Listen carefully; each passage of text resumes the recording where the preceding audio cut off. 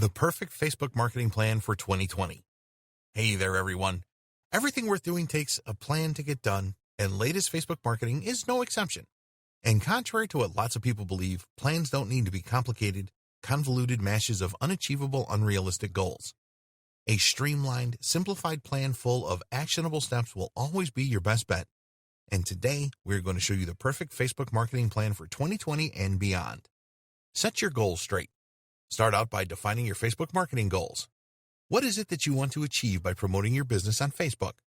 No matter what your goal is, you have to make sure that it is achievable in a reasonable time and within your means. This means that you have to set goals that are realistic and that are consistent with your current capacities and budget. For instance, if you're just getting started, your goal shouldn't be to drive sales from the get-go, but to grow your brand's presence so people become aware that it exists.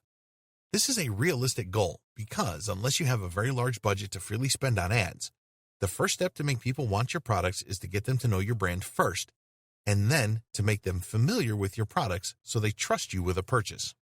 On the other hand, if you've been growing your presence for some time already, but are struggling to drive sales, your goal should be to find out why you're not making sales yet and to improve your efforts. Then you can concentrate on making sales. So, first step here is to look at what you have achieved so far, and what you haven't achieved yet, and what things you need to improve, and then to define your goals accordingly. Learn about your audience. Unless your business offers a product or service with massive appeal, you can't just think of everybody as your audience. In fact, the more time you spend interacting with your would-be customers, the more you realize that your audience is a narrow segment of people with a particular interest or need that you fulfill. So, before you set out to create content and advertising campaigns, think of your perfect customer. Think of exactly who that person is who is likely to buy your product. Think of his needs. Think of his wants.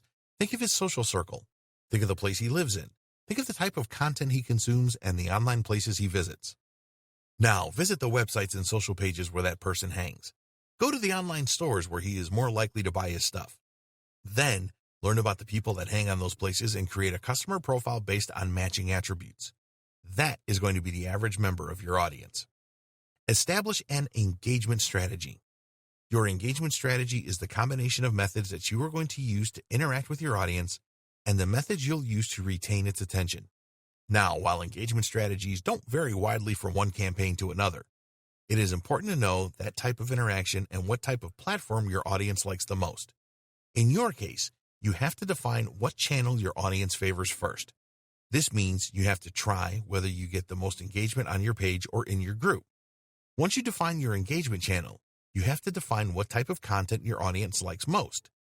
You find out with time, most likely during the first 3 to 4 weeks of posting content.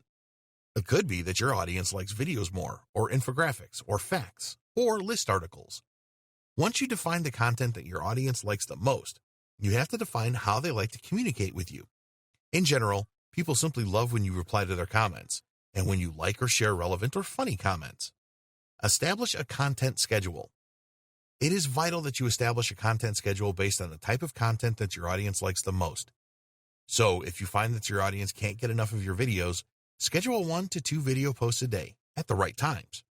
For more information on how to develop a content schedule the right way, check out Lesson 6, Creating a Facebook Content Marketing Calendar and Scheduling Posts. Determine your ad strategy. We mentioned elsewhere in this training before, but this is worth repeating. Your organic strategies are crucial, but they can only get you so far. If you don't want to limit the scope and reach of your Facebook marketing efforts, then you will have to invest in Facebook ads. And it is important that you define an ad strategy, again, based on the goals that you want to achieve. The good news is that an ads campaign can help you accelerate the process of achieving those goals, and you can launch ad campaigns that are optimized for each goal you want to achieve.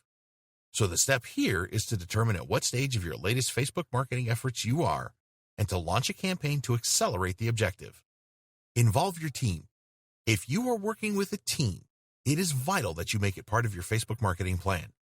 Now, involving your team doesn't simply mean to get them to work on the strategy or to push them to their 100%. It means that you have to encourage them to be a part of your Facebook social activity. Give them incentives to share content from your page, to follow your pages, and to participate in your groups. By having your team actively participating with your brand on the platform, you can accelerate through leadership and organic relevance.